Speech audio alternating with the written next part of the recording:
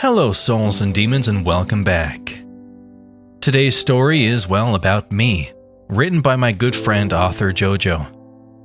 So sit back, and grip your seats, and enjoy. I sat patiently at the dining room table, staring at the empty chairs lining it, small sips of amber liquid occasionally pouring into my throat. I couldn't help but see memories as I sat there. Back when I and my family would all gather together and play board games. Staring at the other end of the table, it felt like he was still here. As a kid, I would always giggle seeing my dad at the end of the table, the way the light bounced off the top of his head. Growing up, the image of my father sitting there, with the gleam of the dining room light creating a halo around him, would stick with me. Long after his passing, I would sit at the table trying to will him to sit there once more. We would try to keep playing board games together, but it was never the same without a dad. The way he would keep conversations going. Hell, he would light up any room he'd walk into. A real life of the party kind of guy. I couldn't help but hope that some of the bravado managed to rub off on me as I sat there waiting. Starting college had my nerves on end, but I was able to get through the first few weeks just fine, even managing to make a few friends. At some point, I let it slip that my mom would be out of town on a business trip, so I'd have the house to myself. Thankfully, the few friends I told didn't go all Project X on me, and instead insisted I just let them over. I agreed. I was tired of coming home to an empty house every night. Though I didn't have much confidence in my ability to entertain everyone, even looking at the faded boxes of games I used to play with my family, I felt it was stupid to take them out. College kids probably don't want to sit around playing Candyland. Luckily, I had learned one tip from my father growing up beside him.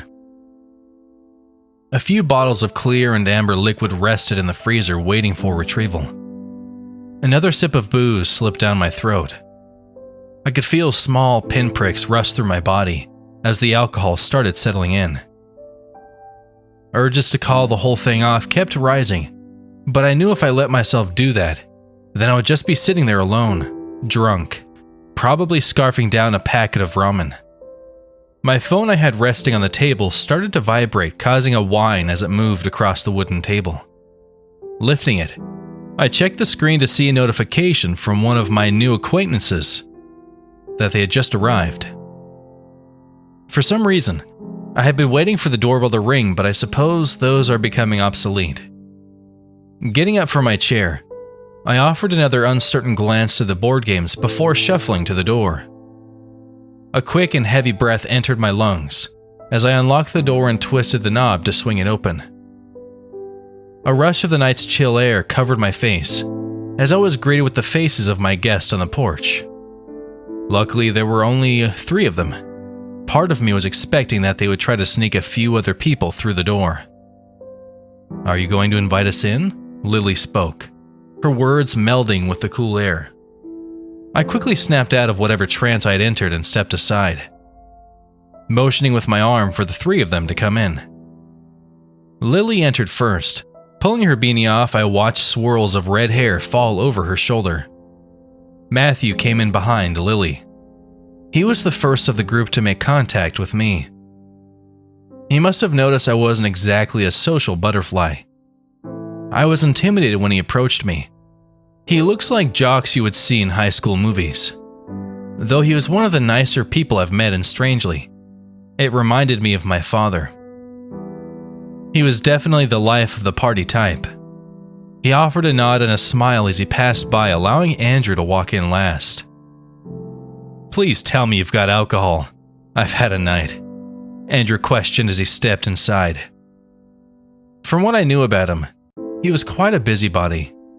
He was always the type to go above and beyond, someone who was bound to go places, even if they complained about it along the way. I smiled and returned and pointed towards the freezer. "You're my hero," he chided, and made his way towards the goods. I shut the door behind me, sealing the night away, and watched as the other three started gathering around the table. Lily was looking over the various board games. I could see a smile creeping across her face. "I used to play these all the time," she remarked, flashing me a quick look. Andrew came up beside her and set the bottles on the table. "Let's make this a little more grown-up then," he poised, getting an approving nod from Matthew. I jogged over and searched the cabinets for a few short glasses before returning to the table and setting one in front of each of us. I felt the relief wash over me as the liquor started to pool, thankful that having children's board games out wasn't some awkward affair. We chose a game and tried to work rules that would cause us to have to take drinks. The game went on, and before we knew it, the first bottle of alcohol was gone. Cheap whiskey goes pretty quick, I suppose. I had forgotten to order anything to eat, so we quickly called the nearest pizza place and ordered a tray. Another 20 minutes went by, and as the game wrapped up with Matthew too far in the lead for anyone else to come back, I heard the doorbell. I guess they aren't obsolete. Rising from the chair, I was suddenly aware of just how bad I was doing at the game. The alcohol causing my balance to sway, pulling at floaty limbs. Answering the door, this time not even feeling the cold, I grabbed the pizza, tipped the guy, and returned to the table. I was met with cheers and applause as I catered the pizza to the hungry guests. The game quickly wrapped up, everyone just wanting to scarf down food to soak up more alcohol. I felt happy and warm, surprised at how sociable I was being. I guess several shots will do that to you though. Was that Dad's secret? Just always being drunk? Pizza disappeared slice after slice, and another bottle was opened. It was hard to believe that 3 hours had gone by since they first arrived. Still eating, Lily proposed we watched a scary movie, so we moved to the living room and rummaged through Netflix. We didn't get too far into the movie before we just started talking to each other. And since there was a horror movie playing in the background, it wasn't long before the conversation of real-life horror came up. We would all dish about scary things we saw or heard as a kid. Naturally, they listened intently to my stories as we were in the house where I grew up. I explained all the bumps I used to hear in the night when everyone else was asleep. The way I thought I heard scrapes coming from the attic when I was trying to fall asleep, and the scratches I would hear at my window. They were listening to my stories with wide eyes, occasionally sipping from their cups and looking into the corners of the room. I thought things were starting to get under their skin, so I told them that after my dad passed, the activity stopped. Like he became some kind of guardian. Condolences were offered, but I told them I was okay, and that it's best not to dwell on it. Then the room fell silent except for the movie playing. "We should do that thing, Andrew," Matthew spoke, breaking the silence. We all looked to Andrew, and he offered a shrug and stood up from the couch to walk into the kitchen. Matthew stood up and followed him. Lily lowered herself off the couch and sat in the middle of the living room, patting a spot near her to motion for me to sit there. "You'll love this, I think," she spoke. I could hear Matthew and Andrew rummaging through the cabinet where I'd gotten the glasses. The faucet in the kitchen ran for a moment before they returned. Matthew and Andrew laid down 2 glasses in front of each other, before each of us, before sitting down so that we were all facing each other. They then explained to me that this was a ritual of sorts, the dimension hop, that they found online. That typically it is performed by yourself, but they figured if more than one person participated, the effects would amplify. All you had to do was visualize the outcome you wanted, to manifest as being inside the empty cup. The full cup of water represents the reality you exist in, as of that moment. So when you can fully imagine the desired outcome, you begin pouring the full cup into the empty one, picturing those 2 realities colliding, and pulling that aspect into your dimension. I was still pretty drunk, so I felt a giggle slip from my lips. Lily was quick to reassure me that this can work. That one time she needed money, and after doing the ritual had found her bank had made an error, that she got refunded more. All you had to do was believe. So I asked what we were trying to manifest then. Andrew looked at the three of us, then grinned. "That little visitor you were telling us about. Let's see if we can summon him." I chuckled again. I told them that I was just a kid and that it was probably just some noises the house made or my parents walking around. "Then nothing will happen, so no big deal, right?" Andrew retorted like he already had his response ready before I finished talking. I didn't want to be weird and cause a scene. Besides, I did believe I was just hearing things as a child, so I submitted and agreed to it. We talked for a moment and decided exactly what we were going to think about. The demon that haunted this house was the wording that came from Lily's lips, and with none of us able to think of anything else, we went with that. Repeating the phrase over and over in my head, I closed my eyes and began to pour my full cup into the empty one. All noise seemed to dial down as I listened to the flow of the liquid, and felt the glass in my hand get lighter until I could tell it had been emptied. Opening my eyes, I looked around the room at the others, who had also finished their ritual. By now the movie had stopped playing, so the room became incredibly silent. We all just looked at each other for a while, waiting for anything to happen. After a few minutes of silence, I felt a weight lift off my chest. See, I was just a dumb kid. Before I could finish speaking, we all heard a thud from the floor above us. In unison, we all tilted our heads up towards the ceiling, waiting for something else. There was another thud, although now it was more like a heavy footstep. Then another. Something was above us, and from the sound of it, was walking. I looked at the others as my heart began to race. The thudding was a constant pace. It would sound off, and then there would be almost another minute of silence before it was heard again, further away from us. "Are you guys messing with me?" I scowled, remembering that earlier I was worried they'd bring other friends along with them. Without a response, I could tell what the reply would have been. The way their eyes focused on the last spot the noise came from. Their eyes were so wide, I thought the corners might split open. Then it came to my attention that the direction the footsteps were heading would lead to the stairs. I turned around to face the staircase, hearing the noise get quieter as it walked away from us. Then the all too familiar sound of the stairs creaking filled the house, one step after the other. We gotta go, I muttered to myself.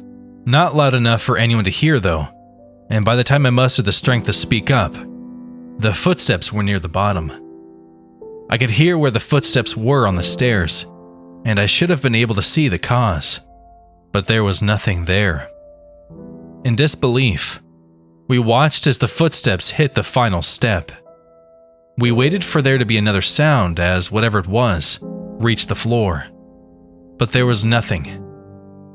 "Guys," Matthew weakly whispered, grabbing our attention. I could see the fabric on the arm of his sweater rising like it was being pulled by a string.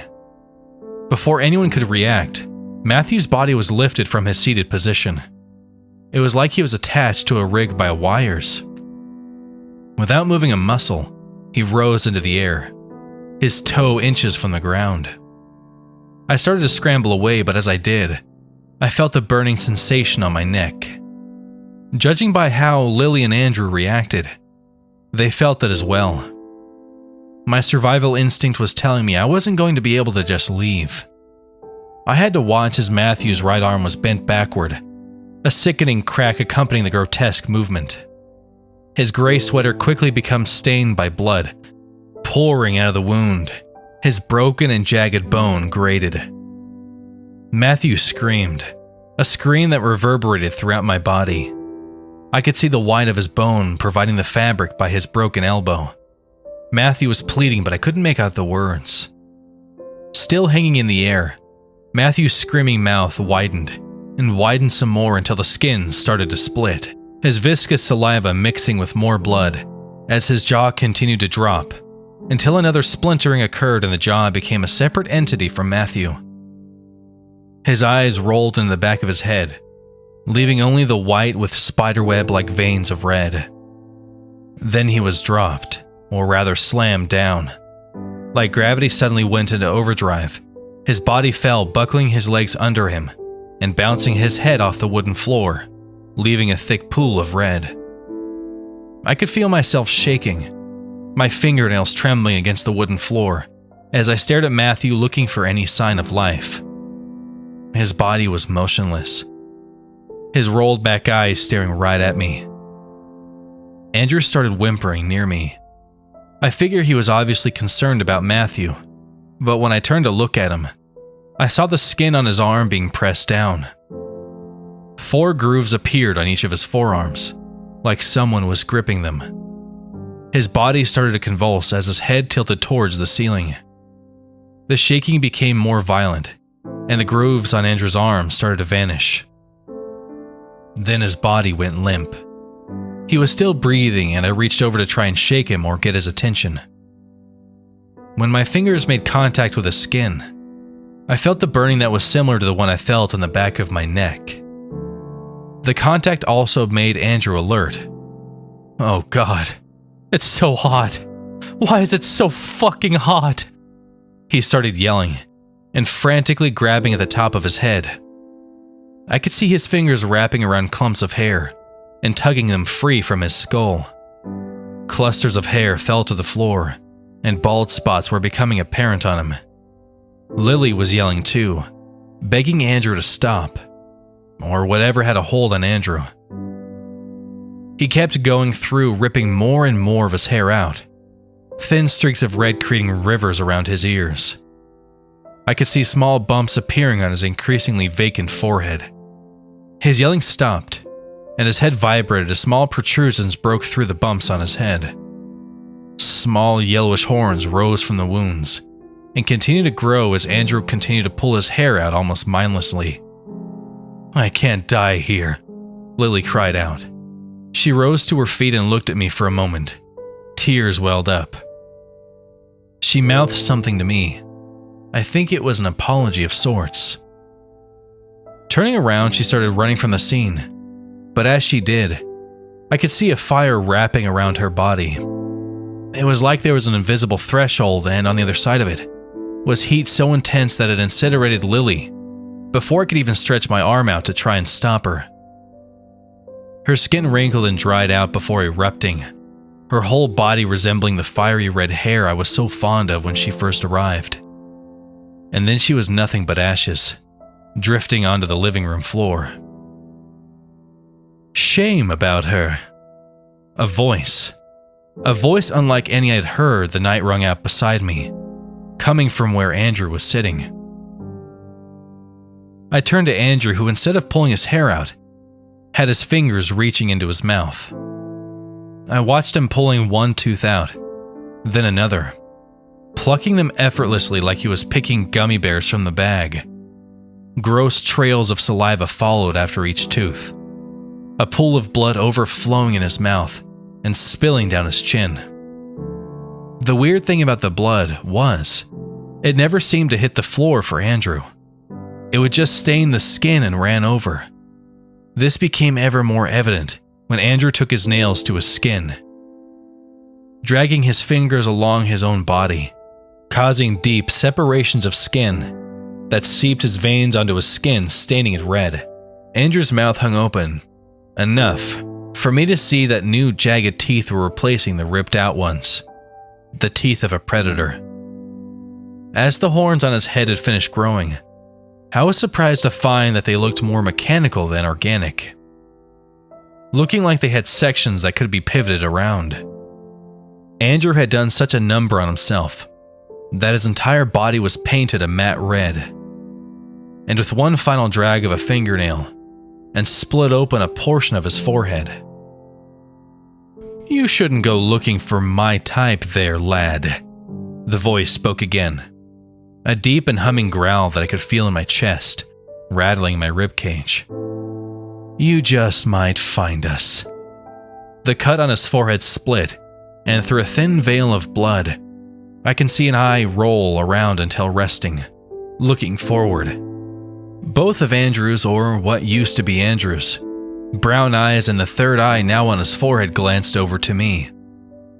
Though I don't mind this host, I won't make you suffer. The demon reached out his hand.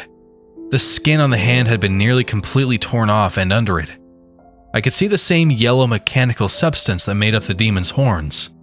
I thought quickly and grabbed the 2 cups in front of me. Oh? The demon spoke and halted his advance. He offered me a quaint smile, like he saw I had a plan and wanted to see if it would work. A deal with the devil, if you will. So much had just happened. Matthew laid mangled in front of me, and Lily was now just a pile of ashes. Andrew had been possessed and transformed by some demon creep, and I was next in line to meet the end. But I had to focus. Looking at the empty cup, I imagined a world where this hadn't happened, where I was just sitting alone in my living room. Closing my eyes, shutting out everything around me, I listened to the water flowing into the empty cup, my reality shifting from one cup to the other, and when I felt the cup had been emptied, I opened my eyes. And I was alone. Just sitting on the hardwood floor. No remnants of Lily, Andrew, or Matthew. Even the cups that had been placed in front of them were gone. Only mine remained. I didn't feel like I could move, but I felt sobered up for sure. I looked for a while where Andrew had been sitting, where he turned into whatever that thing was. And just as I was getting mentally ready to stand up and try to piece everything together, I heard a heavy thud. It was just one noise that sounded like a heavy footstep next to me. Then there was another a minute later. Then another. I listened as the familiar footsteps walked behind me and made their way to the front door until they reached it and the footsteps stopped. I haven't heard noises in my house again. I haven't seen Lily, Andrew, or Matthew. I haven't even heard anyone mention them or have seen any news reports about them missing. Life just kind of went on. I know he's somewhere out there, though. I don't know if he has an agenda or if he's just doing it for fun, but I know he's out there. I know. The demon creeps.